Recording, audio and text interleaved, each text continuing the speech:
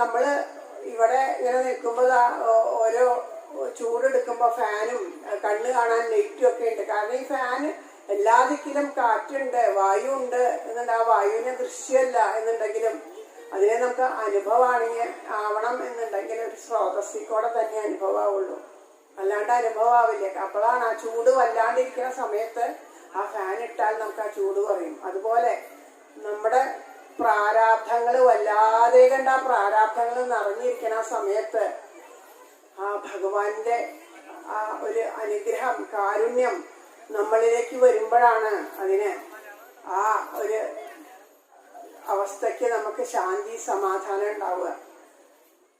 ഇപ്പോ ക്ഷേത്രത്തിന്റെ പുരോഗതി പറഞ്ഞു, പക്ഷെ ഈ ക്ഷേത്രത്തിൽ മാത്രം ഒതുങ്ങി നിൽക്കേണ്ടതല്ല ഇത്. കാരണം ആ ക്ഷേത്രത്തിന് ചൈതന്യം വർദ്ധിച്ചു. അതുകൊണ്ടാണ് ക്ഷേത്രത്തിന്